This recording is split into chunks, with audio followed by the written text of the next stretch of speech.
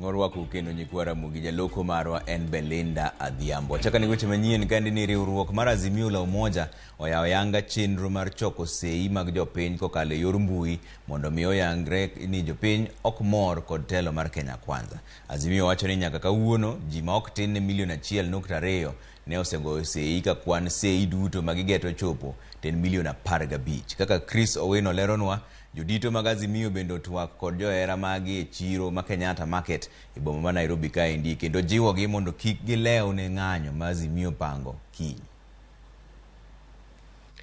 Bang' yawo oyanga chenro mag choko sei mag jopiny mag koso yie kod jatend piny William Ruto, riwruok mar Azimio la Umoja otero chenro ma kamane ong'ala manyime odiochieng' ma kawuono. Azimio kawuono ochako chenro mar choko sei mag jopiny e yor lony manyasani e okenge mar neno gi sundo piny owacho mar Kenya Kwanza timo lokruok ne chik mar omenda kaachiel gi duoko piny pek mar ngima. And as you can see, his details have already come up. That's Kibra constituency. E chenro no, jopiny nyalo keto sei margi e yor mbui kokalo kuom www.tumechoka.com kanyaka sani ji maromo milion 1.2 oseketo sei margi. This is part of the campaign of resistance, the civil disobedience and citizens' actions that we have decided to pursue to force Ruto and his regime to respect and listen to the people. Ogai mar Azimio Raila Odinga onyiso geno mare ni gidhi yudo sei maromo milion 15 kendo kwayo johera mage mondo ket sei magi. The digital platform we have unveiled today will therefore run alongside manual or physical signature collection, and we urge Kenyans to feel free to choose between digital and manual platforms, whichever they are comfortable with. Eduoko mare ne jotelo mag Kenya Kwanza mosebedo ka nyiero chenro mar choko sei mag jopiny, Raila onyiso gin katiba yango ni jopiny ema nigi teko mathoth e weche ma pacho kae. We don't expect them to understand. They don't understand the people's power as at now, but with the time, they will do.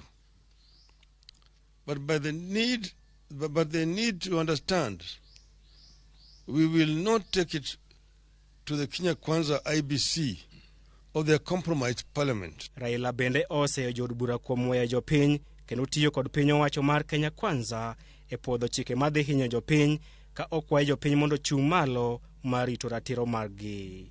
Both the legislature and the executive have ganged up against the people, and the people have been left on their own. In return, the people have decided, rightly, to gang up against the executive and the legislature. The people have decided to invoke Article 1 of the Constitution. Jodito mag Azimio osingo mar dhi nyime kod ng'anyo maonge mbeko tol kata odoko ni piny owacho mar Kenya Kwanza temo bwogogi kod obila. We want to remind the armed people, the police, that what we are doing is for you as well. We know you are hurting in your pockets, just like all Kenyans. No amount of shooting, tear gas, or even assassination will stop the march of history in this country. Jotelogo odhi nyaka e chiro ma Kenyatta Market kendo kwayo johera magi mondo ok odiochieng' makiny e ng'anyo mar kwedo loch mar Kenya Kwanza. Lazima tuungane tuwe kitu kimoja bila hata kujali wewe kama ni Azimio ama ni KK. Kila mtu anaumia, sio? Na tunaambia hata polisi wetu wao wenyewe wanaumia. Kwa hivyo asije wanatupa tear gas ovyo ovyo. Sitima iko juu, maji iko juu, kila kitu iko juu, karo ya shule ni hiyo. Tukawaambia msiongeze ingine. Ruto hakusikia, anasema yeye ndiye anajua. Sasa tumemwambia wewe utajua hujui. Riwruok mar Azimio ochung' kar tiendgi ni ng'anyo margi ma odiochieng' makiny biro dhi nyime ma onge dok chien kendo kwayo johera magi mondo oko karomgi mar chopo e ng'anyo makamano. Mabiro kata doko jatend migawo mar arita kwe Profesa Kithure Kindiki ne ogolo siem ne Azimio e chenro mar bago ng'anyo e pacho kae.